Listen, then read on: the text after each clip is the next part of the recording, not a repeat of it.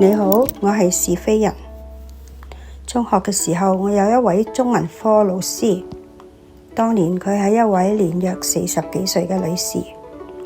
有一日嘅中文課堂，全個課節佢都係哽咽，雙眼通紅，最後忍唔住流下淚水。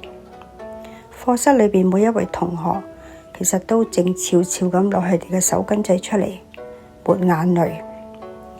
嗰一節中文課之後係15分鐘嘅小息，但嗰次嘅小息有異於平常，課室裏邊鴉雀無聲。剛才我哋上個課節，我哋教個課文就係林覺民嘅《與妻訣別書》。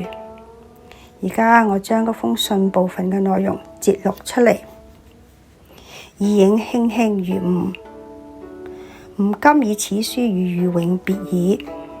吾作此書時，尚是世中一人；予看此書時，吾已成為陰間一鬼。吾作此書，淚珠和筆墨齊下。語云：人者，老吾老以及人之老，幼吾幼以及人之幼。吾操吾愛語之心，助天下愛其所愛，所以敢先予而死。涕泣之餘，亦以天下人為念。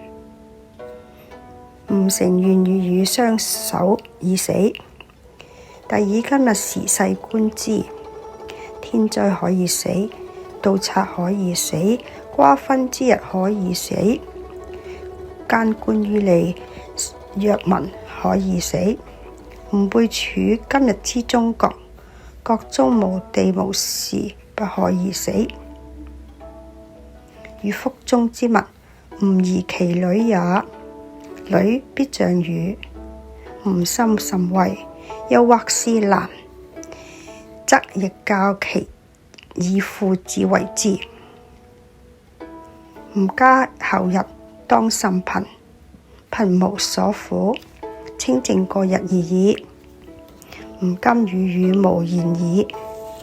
吾居九泉之下，要聞汝哭聲，當哭相和也。吾平日不信有鬼，今則又望其真有。今人又言心電感應有道，吾亦望其言是實。吾犧牲百死而不辭，而使汝擔憂。吾幸而得汝，又何不幸而生今日之中國？卒不忍獨善其身，嗟乎！筋短情長，所未盡者尚有萬千。汝可以無疑得之。吾今不能見汝矣，汝不能寫於吾，其時時於夢中得我乎？一讀。呢一封係林覺民寫俾佢太太意影嘅遺書。呢一節嘅課堂之後，從此我就熱切渴望一個真正中國人身份嘅來臨。林覺民係清末革命黃花崗72烈士之一。呢一封嘅絕筆信中，作者除咗表達自己對妻子嘅情深，亦直述對正處於水深火熱中救國嘅堅定意志同埋深愛。佢將家庭幸福、夫妻恩愛同國家前途、人民命運聯繫一起，闡述一個深刻嘅道理：沒有國，哪有家。最近我睇咗一套電視劇，內容亦都係講同盟會。主角喺個劇中好多次緊握拳頭，好不忿咁講咗以下嘅對白幾次：憑什麼？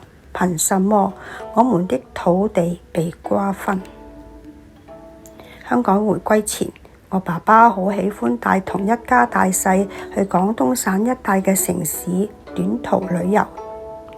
當年國內方方面面條件同埋環境落後兼且貧乏，仲記得每當我哋到一個旅遊景點落車嘅時候，嗰啲乞衣小販蜂擁而至，乞錢啦，販賣商品啦，嗰啲殘疾嘅乞衣其實亦都為數不少。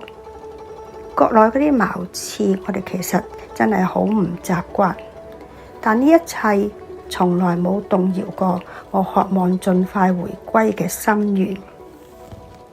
望穿秋水，1997年終於來臨，此心安處是吾鄉。回歸日到啦！回歸即係回到我哋應該本來屬於嘅國土。97回歸慶典，其中有一個慶祝項目非常之喜歡，就係由著名作曲家譚盾先生為回歸創作嘅一首交響樂。樂曲嘅名字係《交響曲1997天地人》。呢首樂曲最矚目嘅地方係加入咗喺1978年從真侯乙墓出土嘅一套大型編鐘嘅演奏。呢一套編鐘係屬於國家一級文物，係戰國早期嘅一套大型禮樂重器。全套編鐘共69件，分3層8組，懸掛喺呈曲尺形嘅銅木結構鐘架上。呢一套編鐘喺地底埋藏咗2400多年，但係佢個音調仍然能夠準確地演出。編鐘代表住5000年中華民族喺慶典儀式上奏響回歸曲。樂曲嘅名字更有意義，叫做天地人，意思係天時、地利、人和。呢個正正係孟子嘅思想。《論語學而篇》有云：天地人和，禮之用，和為貴。呢個就係中華民族嘅哲學觀、處世觀。今年係香港回歸28年，祝願社會和諧、繁榮、安定。如果我嘅分享能夠得到你哋嘅共鳴，請你哋按讚、轉傳、訂閱並按小鈴鐺。多謝你哋嘅收聽，下一輯再見。